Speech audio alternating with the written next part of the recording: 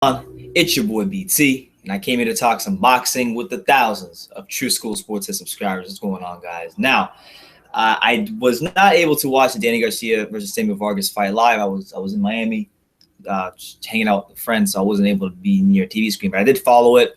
I did just watch the fight, and I'm not gonna spend too much time talking about the Vargas Garcia fight because it kind of was what I thought it would be, but from what I saw, Danny Garcia looked like he was trying to shake off the cobwebs.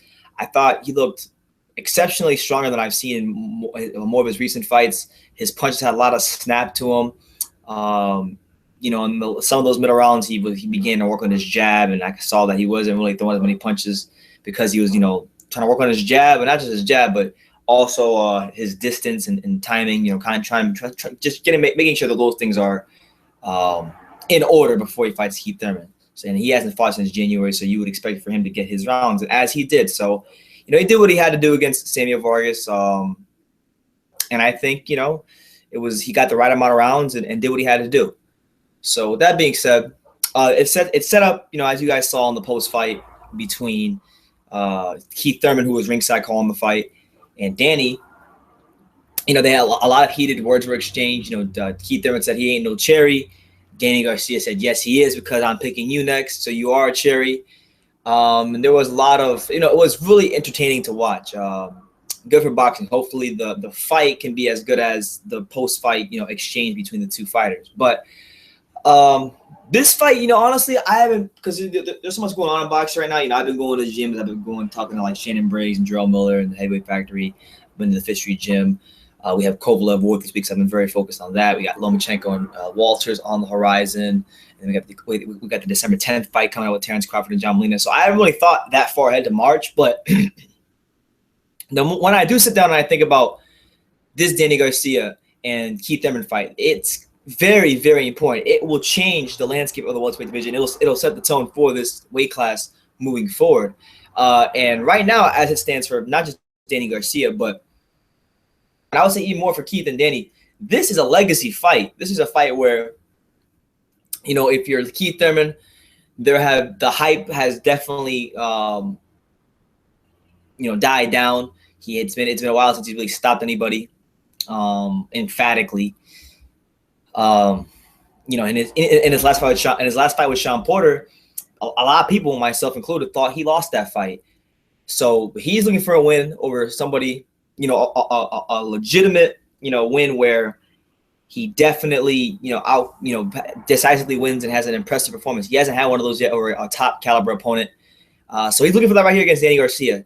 And for Garcia, years ago when he was beating the likes of Amir Khan, Lucas Matisse, Kendall Holt, you guys know the resume. When he was beating those guys, the hype on him was at an all-time high. And then you had the Herrera fight, and then you had the Rod Salka cherry pick. And him winning what was deemed in the eyes of many as a gift decision against Lamont Peterson. Danny has been a guy where people have got sick of him, and when people talk about one of the reasons boxing isn't as popular anymore, they often point to Danny Garcia. So he is looking to re-legitimize himself in the eyes of many boxing fans. So what this fight for me is going to do is it's really going to start to begin to weed out who is who at welterweight. Now, I believe Kell Brook is truly the best welterweight in the world, but this is a fight to where, whether you're Thurman or whether you're Garcia, you can put yourself in the line and make some big money and to put yourself in an even bigger legacy fight. So starting off with this fight, just to give you my quick little, I guess, stylistic breakdown of this fight, we'll start with Keith Thurman. Keith is a guy that is very, very intelligent guy to begin with, in and out the ring. Like I said when he fought Sean Porter, I feel like, he does preach knockouts, but he's better when he fights off of his back foot and commits to his jab. When he's doing that and then he's setting up, then he's a lot harder to beat. But when he tries to wing shots, kind of like he did at times in the Sean Porter fight, and telegraphs a lot of his punches, then he becomes much easier to beat. And if he falls into that kind of pattern where he himself begins to load up on shots and doesn't stick to his boxing, I think DSG could land a really, really hard flush right hand or left hook or right hook. It doesn't matter. DSG will find a way to land it because he's a very accurate puncher, and he's a very accurate puncher because he's able to move his head in different places and throw from different angles. So that's what makes DSG so good as a counter puncher. So Keith, for him, it's going to be about just boxing and committing to his jab. And ultimately, you know, when DSG does throw his straight right, he likes to drop his left. I noticed that he dropped his left just a little bit. It's not very low, but it's low enough to where Keith has the speed to just come with the right over the top and hit him with something.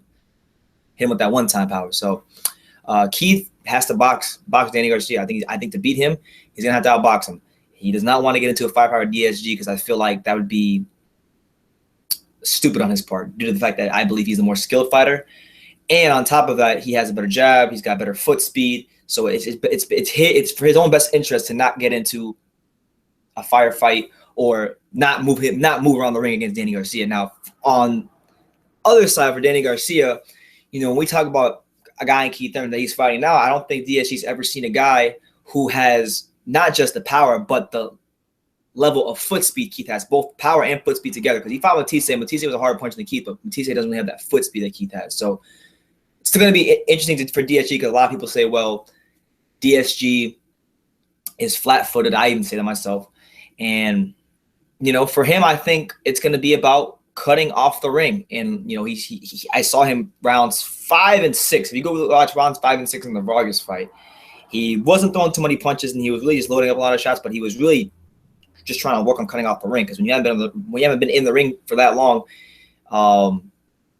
you know, you want to get your rounds in, and he was working on cutting off the ring against Vargas. So I think that's what's going to be the key for him against Thurman is cutting off the ring. If he can cut off the ring, it's pretty much his fight. So with that being said, Keith is going to try to make his claim early.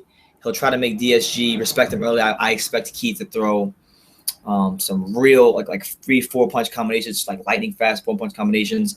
DSG is good at, you know, parrying shots, making sure that he doesn't get hit. And even if he does get hit, he does have a good chin. So for DSG, it's all about looking for those openings, and he does a good job of moving his head in different positions so he can throw from different angles.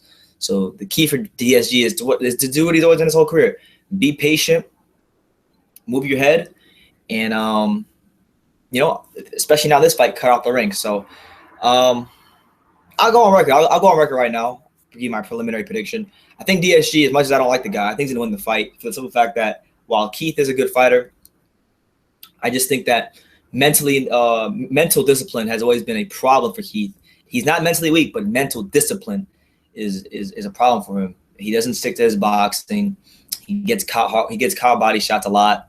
And it's not like Keith is the hardest guy in the world to hit. So if he does get, you know, a little aggressive against DSG, DSG is accurate. DSG knows how to time people.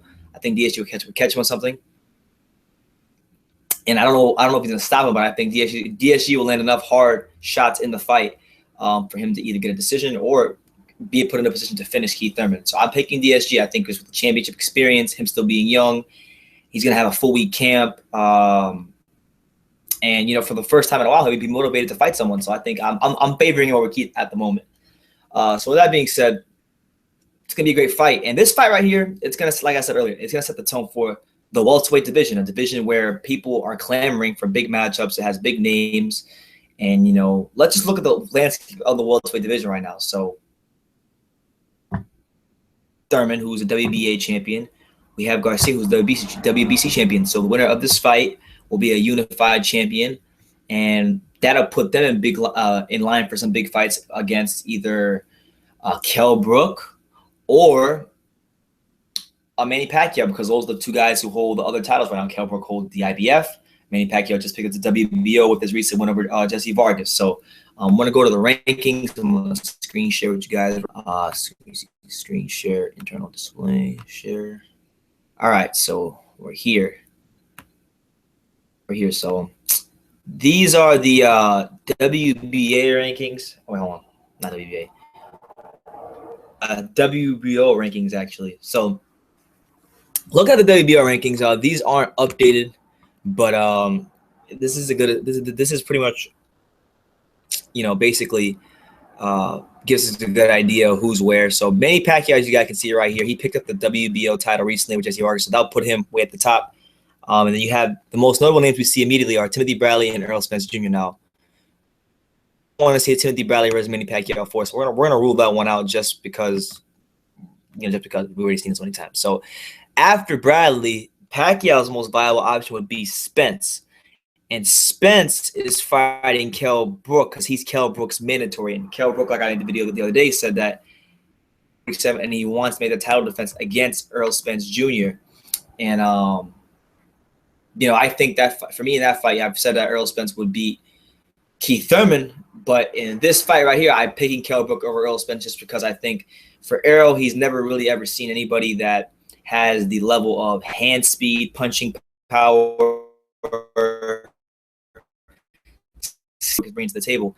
And not just that, he's very hittable. Very hittable. If you go back and watch the Alejandro Barrera fight, he was getting hit with flush 2 or 3 punch counters. And in a fight against a guy like Kell Brook in his backyard, beating him. But it should be a good fight. Hopefully it happens. Now, if Errol somehow does pull off the upset, which would be an upset in my eyes, if he does pull off the upset, then that puts him squarely in line for a fight with Manny Pacquiao. And then the onus will be on Pacquiao to make the fight. So Errol's in a great position. Errol also has the options with PBC. So that's the Errol Spence side of things. Now we have the Kell Brook side of things. Kell Brook, as you guys can see, is not ranked anywhere in the top 15 of these WBO rankings. And we see these guys who I'm not even familiar with in the top 10, like this guy named Ali Funeka. I don't know who he is. Taras Shella. I don't even know how to say this guy's name. He's number 9. So rankings are weird. Kell Brook probably won't get a shot at Manny Pacquiao unless Bob Arum and Eddie Hearn come to some sort of agreement. But aside from that, let's go to the WBC rankings. So we have Danny Garcia, who's the current champion right now. Floyd Mayweather is the emeritus champion. If you guys don't know what that is, the emeritus champion basically means that if Floyd were to come out of retirement, he's automatically the WBC champion. But for the time being, Danny is the champion. So should he beat Keith, here you go. You look at his mandatories, and his mandatories Amir Khan, and that's a fight that I've said many times. I think that's a fight I want to see. I want to see Amir Khan get his chance to redeem himself. If he were to beat, if Danny beats Keith Thurman and then fights Amir Khan, Danny's going to be a huge favorite. So that presents an interesting chance for Khan to put himself back on the map and become world champion at 147, which I would really like to see him get a chance to do because I'm an Amir Khan fan. And I think it'd be a good fight because the first one was really good. Outside of that, there's Berto at number 2. That fight was rumored. Porter, number 4. So, there's good fights for DSG and or Thurman there. And then, or you can fight the emeritus champion, Floyd Mayweather. We just saw a picture the other night of Danny and Floyd partying at some sort of after party after his Vargas. So, we just don't know. There's a lot of options there. And then when you go to these WBA rankings, right, which is the current title that Keith Thurman has, these names here aren't as attractive, but you see like David Avanesian. That fight's probably, gonna happen. It'll probably be mandatory type of fight. Keith will take in his backyard. Then you have this guy here where I don't know who this guy is, but he's number 2. Jose Benavidez, don't really want to see it. Lon Peterson, he's still alive. That's a fight that can be made. So there's a lot of matchups to be made in the welterweight division. Personally speaking, the fights I'd like to see, I don't think Manny Pacquiao and or Floyd Mayweather should fight any of these young guys. To be honest, I'm just so sick of the Pacquiao-Mayweather era. I'll watch the fight, but I really ain't trying to watch Mayweather-Pacquiao fight anymore. I feel like boxing needs to move forward. And once these guys retire, we can really start to do that. So I'd like to see them retire. Aside from that, Kell Brook, Errol Spence to me is like the fight. Because a lot of people think Errol Spence is that guy at 147. I personally still think he's the best body puncher at 147, but I just don't think that he has the defensive ability and or experience in the ring to deal with a fighter like Kell Brook. And if he was to go on the road and he was to beat Kell Brook, then to me, in my opinion, that would make him probably the top guy at 147, just because to me, I look at Kell Brook as the top guy. He beat the top guy. So why wouldn't I put Errol at number 1? But there's that fight. There's, Amir Khan, Danny Garcia, Amir Khan, Kell Brook, Amir Khan, Keith Thurman, which is a fight I would love to see, I didn't talk about that earlier, but if Keith beats Danny, then that makes Amir Khan Keith's mandatory. And I know a lot of people thought that Amir Khan was stylistically a tough fight for Keith. So that could be a good one as well. But yeah, man, it looks like we're finally about to get to the point with these welterweights to where we finally begin to weed out who's who, and I'm excited about it because the welterweight division is like one of the most talked about divisions in boxing, but it's hilarious because if you go on Ring Magazine, as I'm going to go right here, I believe unless they put Manny Pacquiao back on the pound for pound list, it's probably anybody on the pound for pound list. And the only guy you could really make as a case for pound just lost, and that's Kell Brook. So, Kell Brook or Manny Pacquiao, that's really it. Everybody else is kind of still trying to establish himself as that. So, you have all that. And then another thing I wanted to talk about was this as well, because we talked about, Terrence Crawford, as you guys can see right here, is number 5 pound for pound. I think he's one of the most talented fighters in boxing. Terrence Crawford's going to be at 147 in the very, very near future. And obviously he has to still unify at 140, and he made it very clear that he wants to pick up the remaining titles in the division that Troyanovsky holds, and that I believe, I can't remember the other one, Troyanovsky, and no, it's not Broner. But anyway, he wanted to unify titles at 140, and eventually at some point he's been moved to 147. So once Terrence Crawford gets into the mix, then we have a whole nother list of possibilities, and we can finally get to see Danny Garcia versus Terrence Crawford. You guys have been seeing on a lot of these YouTube channels that, Danny and Crawford or Angel Garcia has been going off on Crawford about basically, the whole blue and gold thing and how Danny sent him home in the amateurs and all that stuff. So once Terrence Crawford gets into the division, it's going to be, probably the most stacked division in boxing, which is saying something because, I don't know what the future holds. I don't know how the other weight classes will look. But right now, let's say if he was to jump up into the weight class tomorrow, as far as depth goes, because the 5-6 fighters who are really good, you would probably say there's, I don't know. That division would just be really good. I don't want to compare it to other weight classes, but 115 pounds is the best division in boxing. In the 115-pound division, there's there's Estrada, there's Roman, there's Noye. Those are 3 A-level fighters. And then you have Quadras, who's high B+. So that division, to me, is hands down the most stacked. But welterweight with a Terrence Crawford in the mix does definitely give that any division in boxing a run for its money as far as who's the most talented.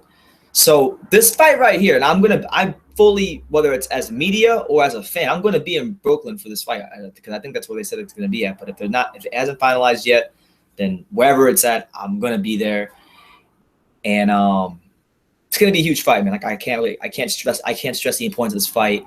You have a guy in Garcia who once was beloved in the boxing world, now is hated on by many in the boxing world, trying to legitimize himself in a new weight class.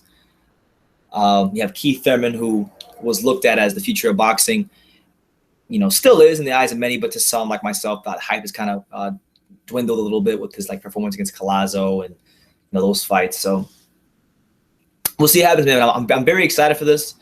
I hope no funny business happens in the past because last year we had Porter and Thurman was delayed. It was supposed to happen last December, and we kind of had to wait for that one. So hopefully no funny business.